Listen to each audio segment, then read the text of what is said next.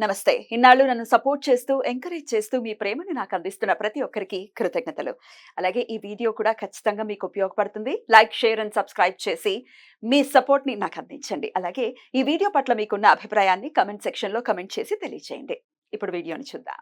నమస్తే. Welcome to our channel. నేను పద్మిని. ప్రస్తుతం మనతో పాటు ప్రముఖ astrologer, numerologist and life coach Sudha గారు ఉన్నారు. మాట్లాడదాం. సుధా గారు నమస్తే అండి. నమస్కారం పద్మిని. బాగున్నారా సుధా గారు? Fine fine. నువ్వు ఎలా ఉన్నావు? నేను బాగున్నాను. After long time. Correct correct. ఏయో పనులు తెలుసు కదా నీకే, ఆల్రెడీ చెప్పాను కదా. నడిచిపోతుంది అంతే, life has to go on. Good to see you again. Yeah, thank you. Right. మీరు చాలా ఏళ్ల నుంచి ప్రాక్టీస్ లో ఉన్నారు ఆస్ట్రాలజీ అనేది. అది నాకు తెలుసు. నాకు పర్సనల్ గా కూడా చాలా ఏళ్ల నుంచి కూడా పరిచయం మీరు. సో రాశి వైజ్ మనం ఒకసారి చూసుకుంటే చాలా మంది రాశి ప్రకారమే చూసుకుంటూ ఉంటారు. వాళ్ళ అంటే లగ్నం మేజర్ రోల్ ని ప్లే చేసినప్పటికీ చాలా మందికి తెలియదు. కానీ రాశి ఓకే, నక్షత్రం ప్రకారం కూడా రాశి ఉంటుంది కాబట్టి ఆబ్వియస్ గా మరి రాశి వైజ్ చూసుకుంటే ఏ రాశి వాళ్ళు ఏమేమి పరిహారాలు చేసుకోవాలి for the better well being అనుకోవచ్చు, లేకపోతే ఒక పీస్ఫుల్ లైఫ్ ని లీడ్ చేయడానికి అనుకోవచ్చు. అలాగే జమ్ స్టోన్స్ నాకైతే చాలా చాలా పర్సనల్ గా నేను చాలా నమ్ముతాను. మన దగ్గర జెమాలజిస్ట్ కూడా ఉన్నారు, సర్టిఫైడ్ జెమాలజిస్ట్ ఉన్నారు. అయితే మరి ఆ జమ్స్ కి గురించి కూడా మీరు వివరంగా ఒకసారి చెప్పండి సుధా గారు. మరి రాశి వైజ్ మాట్లాడుకుందాం. తప్పక రాశి వైజ్ వెళ్దాం, ఎందుకంటే వాళ్ళకి కూడా అర్థం అవుతుంది, ప్రేక్షకులకు అర్థం అవ్వాలి కదా. తప్పకుండా. సో దాన్ని బట్టి కాకుండా మనం డిఫరెంట్ గా చూస్తాము, బట్ మాట్లాడుకోవడం ఎందుకంటే 12 రాశులే కనుక దాని గురించి మాట్లాడుకోవాలి. కర్కాటక రాశి, ఈ కర్కాటక రాశి జాతకులు అసలు ఎలా ఉంటారు, అలాగే మీరు చాలా వివరంగా తెలియజేస్తున్నారు రాశి వైజ్ గా కూడా ఏ రాశి వాళ్ళు ఏమేమి జమ్ స్టోన్స్ ప్రత్యేకించి ధరించవచ్చు, అలాగే వీళ్ళ క్యారెక్టర్ ఎలా ఉంటుంది, ఎట్లాంటి రెమెడీస్ చేసుకోవచ్చు, అన్ని కలగలిపి చెప్తున్నారు. కాబట్టి ఆల్రెడీ 3 రాశుల గురించి మాట్లాడేసుకున్నాం. ఇక కర్కాటక రాశి గురించి ఒకసారి మీ ద్వారా. తప్పక కర్కాటక రాశి వాళ్ళ గురించి ఏం చెప్పాలి, చాలా బాగుంటారని చెప్పాలి ఫస్ట్. ఎందుకంటే వాళ్ళకి మనకి తెలుసు అధిపతి ఏమో చంద్రుడు అయ్యాడు. చంద్రుడు అంటే చల్లని చూపు, అంతే. అందరూ బాగుండాలి అనుకునే ఒక రాశి. నేను చాలా మంది కర్కాటక రాశి వాళ్ళని అసలు ఎంత నెమ్మదిగా నా కొడుకున్నాడు అందులో. నేను చెప్తున్నాను 3 కొడుకులు కదా, కొడుకుడు అందులోనే అందమైన దాంట్లోనే పడ్డారే. అదే.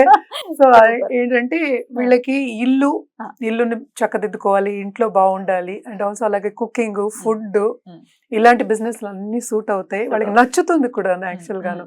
అలాగే ఆర్ట్ రంగం కూడా తక్కువేం కదా, ఆర్ట్ రంగంలో ఉండే వాళ్ళు కూడా చాలా మంది, ఎస్పెషల్లీ పెయింటింగ్ కానీ ఏమైనా హాబీస్ చేయాలన్నా కానీ నాకు చాలా బాగా ముందుకు తీసుకెళ్తారు. ఎస్పెషల్లీ ఇంట్లో ఉన్న లేడీస్కి, మన ఇంట్లో ఉన్న లేడీస్ గురించి మాట్లాడుకోవాలి అంటే తప్పక పిల్లలు బాగుండాలి, పిల్లల్ని అందంగా తయారు చేయాలి.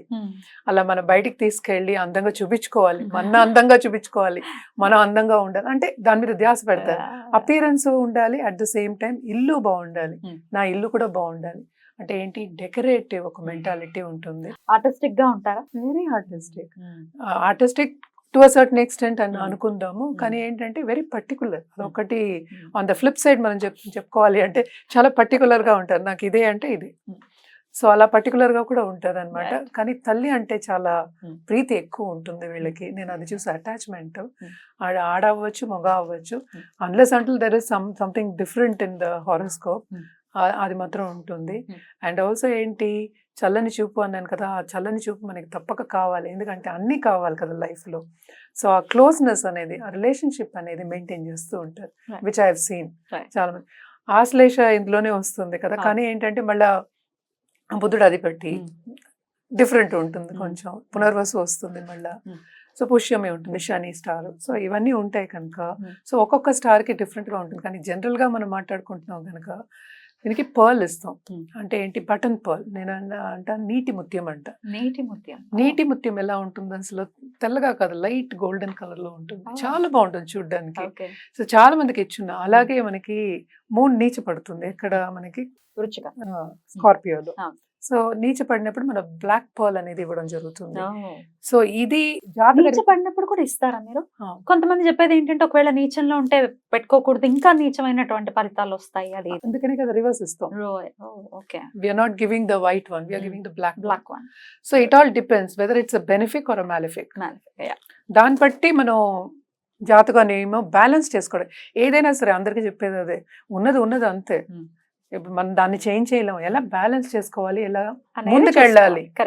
సో కొంతమందికి అయితే నేను చూసిన జాతకాల్లో చాలా నీచ పడిపోయినా, మూన్ నీచ పడిపోయినా చాలా కింద స్థితిలో ఉండేవాళ్ళు ఉన్నారు. వాళ్ళని కొంచెమైనా, అంటే ఏంటంటే కొంచెమైనా పైకి తీసుకురావడానికి, అంటే పీరియడ్ బట్టి అది మారుతూ ఉంటుంది. సో వాళ్ళని తీసుకురావాలి అంటే వాళ్ళకి ఒక ధైర్యం కింద ఉంటుంది. కరెక్ట్. ఇప్పుడు మనం జెమ్ స్టోన్ ఇచ్చేది ఎందుకు? పైకి రావడానికి, ఎవరిని కింద పడేయడానికి ఇవ్వట్ల. సో వాళ్ళని కొంచెం పైకి తీసుకొచ్చి లైఫ్ మీద ఇంట్రెస్ట్, ఇంకా నేను చేసే పని మీద ఇంట్రెస్ట్ అనుకుందాం కాసేపు. ఇప్పుడు ఎందుకు అందరికీ కెరియర్ పెట్టి మనకి సంపద అంటూ విడిగా ఏం లేదు కదా. కరెక్ట్. సో ఇవన్నీ ఏంటంటే ఒకటి తర్వాత ఒకటి లింక్ అయ్యి ఉన్నాయి. సో కొంచెమైనా ఆ ధ్యాస పెట్టడానికి, కొంచెం పాజిటివ్ దారికి తీసుకురావడానికి మనం ఇవ్వడం అనేది జరుగుతుంది. సో నీచం ఉంది కదా నేను అలాగే ఉంటాను అంటే కాదు, నీచం ఉంది అదేం చేస్తాం మనం, ఏం చేయలేం. దానికి పరిహారం చేసుకోవాలి. ఆ పరిహారం కిందే మనం చెప్తాం. సో పరిహారం చేసుకుంటే కొంచెం పాజిటివిటీ పెరుగుతుంది. సో ఎవరు పాజిటివిటీ కోరుకునే వాళ్ళు ఎవరున్నారు? అందరికీ కావాలి. It is a must. ఇదివరకు లాగా రిలేషన్షిప్స్ కూడా మనకి లేవు. ఎందుకంటే ఇందాక మూన్ గురించి మాట్లాడుతున్నప్పుడు రిలేషన్షిప్స్ మెయింటైన్ చేస్తాం. తల్లి అంటే ఏంటి? ఒక నర్చరింగ్ క్యారెక్టర్. ఆ నర్చరింగ్ క్యారెక్టర్ ఈ కాలం తల్లికి ఎంతమందికి ఉంది అనేది మనం కూడా చూసుకోవాలి కదా. అంటే అందరికీ ఉండదు కదా. కానీ మూన్ స్ట్రాంగ్ గా ఉన్న వాళ్ళకి, నేను చాలా జాతకాలు చూసిన దాంట్లో చాలా నర్చరింగ్ క్యారెక్టర్ ఉంటుంది. అంటే ఏంటంటే ఇంకోళ్ళని దూషించరు, అది మోస్ట్ ఇంపార్టెంట్ కదా. ఇప్పుడు మనకి పాజిటివ్ రిజల్ట్స్ కావాలి అంటే ఇంకోళ్ళని నీచపరచకూడదు. కరెక్ట్. ఎప్పటికైనా మళ్ళీ వెనక్కి వస్తుంది కదా. ఆ థాట్ ఉంటేనే వస్తుంది అంటాం మనం. సో అవన్నీ లేని ఒక ఇది రాసి వీళ్ళు. సో అలా ఉండదు. కానీ నేను చెప్పేది ఏంటంటే మూన్ నీచం అవుతుంది. ఎందుకంటే అధిపతి మనం మూన్ మాట్లాడుకుంటున్నాం, చంద్రుడు మాట్లాడుకుంటున్నాం. అది నీచపరిచినప్పుడు మనం బ్లాక్ బాల్ ఇవ్వడం అనేది జరుగుతుంది. At the same time malefic places లో, ప్లస్ ప్లేసెస్ కాకుండా మైనస్ ప్లేసెస్ లో ఉంటే కూడా ఇవ్వడం అనేది జరుగుతుంది అనమాట. ఇచ్చున్నాను కూడా నేను, వాళ్ళు బాగానే ఉన్నారు కూడా ఇప్పటి వరకు. సో అలా అది ఏంటంటే మనం 20 క్యారెట్స్ పైన చెప్తాం, బటన్ పర్ల్ ఇస్తాం అనమాట. సో అది కూడా గోల్డ్ లోనే ఎక్కువ చెప్తాం. ఇవన్నీ ఏంటంటే బెనిఫిక్ ప్లానెట్స్, అంటే మంచి చేసే ఒక గ్రహాలు, ఇవి మంచి గ్రహాలు అంటూ ఉంటాం. సో గోల్డ్ లో ఎక్కువ పెట్టుకోమంటాం అనమాట. అండ్ సిల్వర్ లో ఇచ్చే ఛాన్సెస్ అంటే ఇందాక నీచపరిచినప్పుడు సిల్వర్ అనేది చెప్తాం. ఈ కాలంలో ఏంటంటే పంచలోహాలు కూడా చెప్పవలసి వస్తుంది. ఎందుకంటే గోల్డ్ అందలం ఎక్కింది ఇప్పుడు. 78,000 లక్షకు కూడా వెళ్తుంది అని అంటుంది. లక్షకు వెళ్తుంది. ఈ మంత్ తగ్గుతుందంట, కొంచెం తగ్గుతుంది. సో ఈ మంత్ తగ్గుతుంది అంటారు. అది కూడా ఏంటంటే కాంబినేషన్, మళ్ళీ రాహు జూపిటర్ కాంబినేషన్ వస్తే గోల్డ్ పెరుగుతుంది, మళ్ళీ పెరిగిపోతుంది. ఇలాంటివేవో ఉంటూ ఉంటాయి. కాంబినేషన్ రావటం చాలా ఏళ్ళు పడుతుంది. ఇంకా అలా కాదు కదా. ఇప్పుడు కేంద్రంలో ఉండి చూపున్నా కూడా టచ్ రాకూడదు. సో ఇంకా 1 year 1.5 year ఉంది దానికి. సో ఇప్పుడైతే కొంచెం తగ్గుతుందని చెప్తున్నారు, బులియన్ ట్రేడర్స్ చెప్పారు. సో ఎక్కువ సిల్వర్ ఇవ్వకుండా గోల్డ్ లోనే చెప్తూ ఉంటాం. అది రింగ్ ఫింగర్ కే వేసుకోమంటాం, రైట్ హ్యాండ్ కే వేసుకోమంటాం అనమాట. ఇప్పుడు చంద్రుడికి కూడా మనం శక్తికే చేయమంటాం ఎక్కువ. ఎందుకంటే జపాలు చేయొచ్చు, మనం లక్ష్మీదేవికి చేయొచ్చు, దుర్గాదేవికి చేయొచ్చు. అలాగే ఏంటంటే మనం ఇంకోటి విషయం చెప్పాలి ఏంటంటే శివుడికి చేయమంటాం. సోమవారం రుద్రాభిషేకం కానీ, మహామృత్యుంజయ జపం కానీ, లేకపోతే హోమాలు కానీ ఇలాంటివి పరిహారం కింద చెప్తూ ఉంటాం.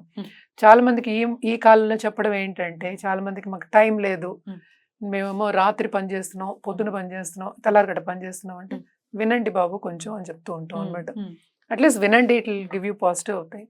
కానీ పూజ చేయడం అనేది మంచిది. గుడికి వెళ్ళి పూజ చేయడం అనేది చాలా మంచిది. మన పేరు మీద, నక్షత్రం మీదను, గోత్రం కూడా చెప్పుకోవాలి కదా, గోత్రనామాలతో చేసుకోవడం అనేది మంచిది. అలా లేని పక్షాన తప్పక శివుడికి అష్టోత్తరం కానీ, లేకపోతే నామావళి కానీ ఏదైనా సరే వినడం అనేది మంచిది. వినడం అయినా అలవాటు చేసుకుని డెఫినెట్ గా. పూజకే రకరకాల రీజన్స్ చెప్పి దాన్ని పక్కకు పెట్టేస్తే జీవితం ఎలా పైకి వస్తుంది? ఖచ్చితంగా కొన్ని మనం పెట్టుకోవాలి. అవును, చెయ్యాలి, అది తప్పక చెయ్యాలి. అది ఏంటంటే లేని పక్షాన్ని, ఇప్పుడు నేనేమో ఎక్కడో ఉన్నాను అంటారు, నిన్నే వచ్చింది కాల్, నేను అక్కడ ఉన్నాను, అక్కడ లేవు, శివాలయం లేవు అంటారు. శివాలయం లేని ప్లేసెస్ ఎక్కడ ఉంది ఇండియాలో? ఎక్స్క్యూజెస్. ఇప్పుడు మనం వాళ్ళకి క్లియర్ నువ్వు చెయ్యాలి అని చెప్పలేము వాళ్ళకి. So we have to give some other solution. So అలా సొల్యూషన్ ఇవ్వడం జరుగుతుంది అనమాట. ఇది జనరల్ గా చెప్పడమే, జాతకం పరిశీలించుకోవడం మెయిన్. డెఫినెట్లీ అదే ప్రతిసారి కూడా చెప్తూ ఉన్నాం కాబట్టి కర్కాటక రాశి వాళ్ళు డెఫినెట్ గా ఒకసారి జాతక పరిశీలన చేసుకుని, ఆయన ఎఫోర్డబుల్ కాబట్టి ముత్యాలు అనేది ఎఫోర్డబుల్ గానే ఉంటాయి అందరికి. చాలా మంది వేసుకుంటుంటారు ముత్యాల హారం అని, చెవులకు ముత్యాలని. చెవులకు ముత్యాలు కూడా పనిచేస్తాయండి ఇప్పుడు? మంచివే పనిచేస్తాయి, కానీ రెగ్యులర్ గా పెట్టుకోవాలి కదా. నేను అదే చెప్తున్నాను, అందుకని క్యారెట్స్ చెప్తున్నాం. ఇప్పుడు చిన్న వేసుకుంటాం, ఎంత 20 క్యారెట్స్ ఉండదు కదా. సో దానికి పవర్ అనేది ఒకటి మోస్ట్ ఇంపార్టెంట్ మన జాతక రీత్యా చెప్పడం అన్నమాట. సో జాతక రీత్యా రీతిగా చెప్పినప్పుడు అది డిఫరెంట్ గా ఉంటుంది. అది Right. ఒక పర్పస్ కోసం వేసుకుంటున్నాం. Mm. నేను రోజు వేసుకునే దాని మీద అంత శ్రద్ధ ఉండదు. Mm.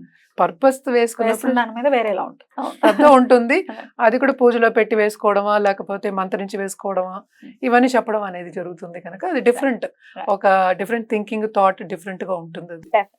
చాలా బ్యూటిఫుల్ గా ఎక్స్ప్లెయిన్ చేశారండి. Thank you so much. ఇక నెక్స్ట్ ఎపిసోడ్ లో సింహరాశి గురించి మాట్లాడుకుందాం. Thank you. నమస్తే.